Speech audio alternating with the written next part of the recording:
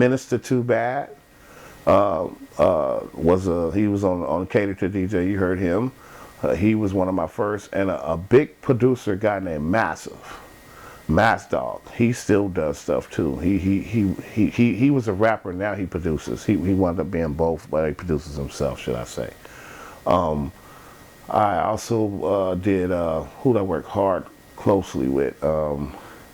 Man, I swear there's so many rappers, man. There's so many groups, you know. I would say, man, I worked early with Zagu from 2000 Crows before he was in with them. We were living in Azusa when he was younger. Then when we both came to LA, when I got with The Good Life, he moved to the jungle and started that whole movement with them. You know, that he was one of my original artists before I even met Ab. And so it was, you know, a lot of, but I would say, man, I didn't become professional, should I say. I really knew what I was doing until the time I met Ab, because I went through a lot of stuff with my older brother where we ran and operated a studio in Hollywood and Vine. But when the riots hit, the riots we had in LA, the National Guard shut down Hollywood. We was right there on Hollywood and Vine, and we couldn't pay our rent because they wouldn't allow anybody to come into Hollywood because they were thinking people was going to burn down the stores and everything. So we lost the building to the bank, not being able to pay our bills, not being able to get customers in there for a couple months. And so I had to go I was right back at home again. We were on our way through me just working at the studio and learning my craft, and learning how to mix on mixing boards, learning how to work on studers and automation on boards, you know. And I had to go back to the house with just my emulator 3, which is an old sampler, and my turntables and my record collection, you know.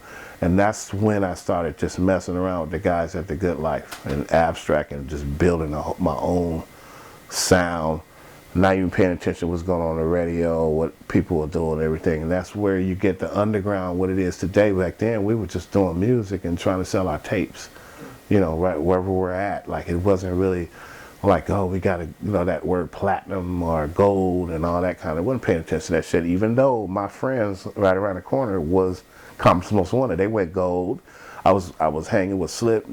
I mean, I go to Slip's house and Scarface and Bushwick Bill and be over there sleeping on the floor, eating Burger King, chilling, because he working with them, you know, on some shit with some of their groups. And they weren't, the Ghetto Boys weren't as big as we know them today, but they were in Texas, you know. But I would meet people. I met Guru over Slip's house, you know. These people, when they came to LA, they came to kick it with Slip because they would be on tour with all these groups, Too Short and all them. And so I would meet those cats that we would see on the videos, but I would go back to my underground and just still developing what we were doing. But a lot of people didn't know that I was kind of messing with the people that were successful and people who want to be successful, you know what I mean? But just nobody really knew I had that both worlds I was kind of living in. So I was getting a lot of learning from them, watching them, sitting in those sessions, and how to conduct yourself, you know, recording artists, how to listen, just pay attention to how to record and do stuff, and then come back and take that home and try to develop my underground artists the same way, you know, because these guys were being successful, going on tours and everything. And Slip, as he would grow and get money and get new equipment, he would pass his equipment down to me, you know, like, here, man, I got the new song, so here, use this. And he would pass it to all the producer homies that we all been knowing. You know, he would just hook us up. And, you know what I mean? Like, my drum machine crashed, man, he'd help me get another. You know, he helped me get another emulator, too, when my other one broke, you know. Stuff like that, you know. He'd be like, here, this is a bunch of discs of a bunch of beats and stuff I made that we didn't use on the album. I just want you to, you know, like, pop them in your drum machine and figure out how I did all this stuff. And I would learn how he chopped up stuff, and then I finally figured that out, and then I came up with my own style. And he saw that. He's like, man, what you doing over there? Move over and look on my drum machine, try to see what I'm doing. He figured it out, you know, like, man, I then came up with my own little angle of how to do it. Then I started having a name for myself, and he was proud of that. But a lot of people didn't know I really was watching all the Compton's Most Wanted albums while they were getting made, how to learn how to record my artists. So that was my class. That's crazy. So all those famous albums, you can get the Duck Sick, all that stuff, man, I was right there when they were recording all that. I even took Abstract over there, and he watched MC8 record. When he was like 15, he would sit there, and 8 was in there and stuff like, nah, man, scratch that verse. We need a new verse right there. That ain't matching. You know, and he's seen the producer, you know, clobber the rapper, you know, on really producing a rapper and telling him what's right and what's wrong. He's seen all that, the early days, you know, of being produced.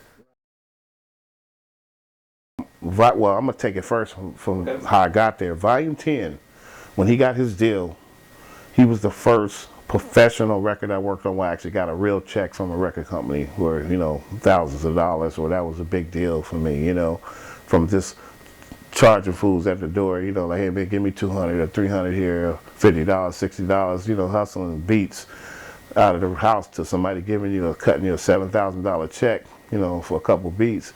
And then you got other labels getting at you, giving you advances just to come up with ideas for their artists. Like, you know, the record even come out. I did so much stuff with people in New York that never even came out, but I got advances, you know, so it's just crazy. I had a manager, we were just doing it, you know, and I was flying from here to New York, and I did remixes for Ice-T. I did, you know, remixes. I worked with Tupac on the Thug Life album, you know, I worked with, I went to New York and the Alien Nation, they sent for me when they got their deal, and they saw me at the Gavin in Frisco, and met me through Supernatural and Ganja K, who was signed to a label that they were associated with.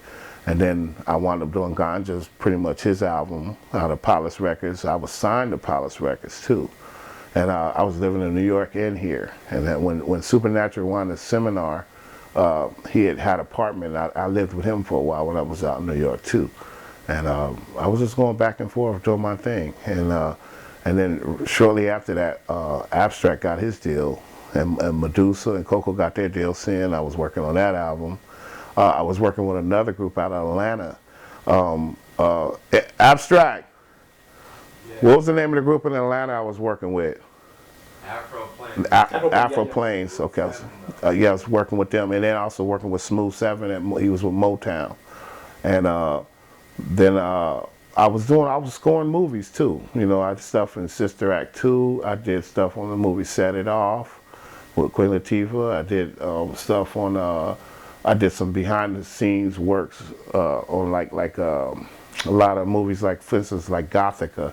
I did the making, where the director's talking. If you look at the DVD, the making of Gothica, that's my music playing while the director's talking about how he did this and shot that, and you know what you guys are doing, and stuff like that. And I scored a couple films, you know, a film. I did a whole film called Two Keys and a G. I scored that whole thing, and I did another movie where I learned how to score, and I didn't get paid for it, but I learned so much from these people who hired me. I learned so much, I never even tripped off that, and that was a movie called The Ride. I don't even remember when those hip hoppers got on the bus to go to Miami to shoot a video called The Ride, and the guy, you know, was being chased by the girl with the Afro Plus. You know what I'm talking about. This movie didn't do too good, but I scored a lot of stuff in there. I was in a big, you know, professional studio where I'm watching the screen and putting parts in, and guy taught me so much. That's how I started scoring other things. So I looked at that as like that was a class, you know, more so than a job that I should have got paid for. That was my group. And I didn't intend on producing other people. I actually decided I wanted to be a part of Tribe Unique, which Tribe Unique is the group, but Abstract Rude is the artist, you know, the rapper, should I say, as far as, because you have to, you know, and the record industry is like, well, we want to talk to the guy rapping. So, you know, we have to put him as the head, but before he got a record deal, it was Tribe Unique. You know what I'm saying? So I wanted to be a part of Tribe Unique, and I was going to be the rhythm provider, basically, of Tribe Unique.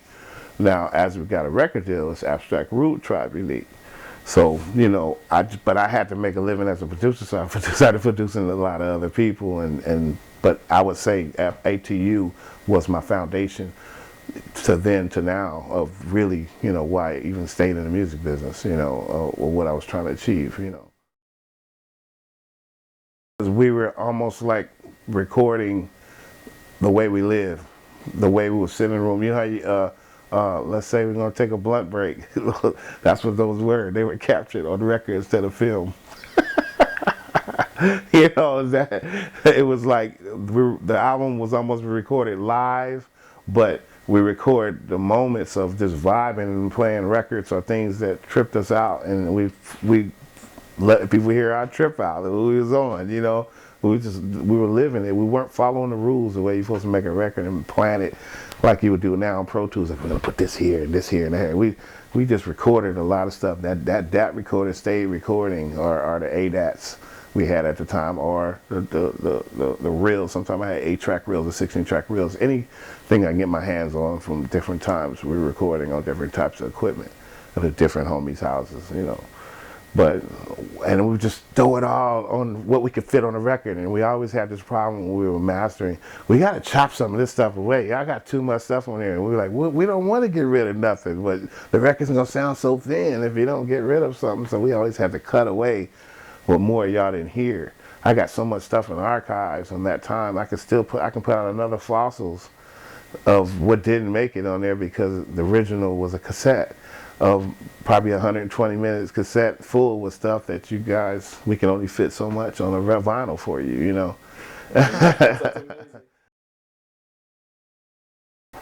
Now, it's funny. I got to answer this question like this. A Coat of Paint, that song, is one of my favorite songs I've done with him, but that was done later. But Mood Pieces and Thynk Taynk are my favorite albums with him, because there was so much life we lived as a unit at that time that I would love to go back. It was just some of the best times in my life of our travels and things we did. And that album, when I listened to it, I can just remember all the things that we were doing and what, you know, come on, man, we did some incredible, you know, stuff, you know, especially, you know, with Mood Pieces. I mean, we did it in the Beastie Boys studio. They basically just went to Tibet or whatever and said, here, man, here's the keys to the studio, do your thing. And all their toys are in there. Everything they play with is just here. You know, everything from the basketball court to the skate vert ramp to all the instruments, all the record collection, all the, everything. And there's some musicians if you guys need any extra anything. Just anything you need, just use it. And we just went crazy on all this equipment and all this life, you know, that we was living in, and it was just incredible time. That's crazy. You know, so you get all that, a lot of that came out on the record. It was just compressed with so much energy what we was doing, and it was laid back, and wasn't no, you know, like hitting hard thing. We just vibing. That's some vibe shit that was captured, you know.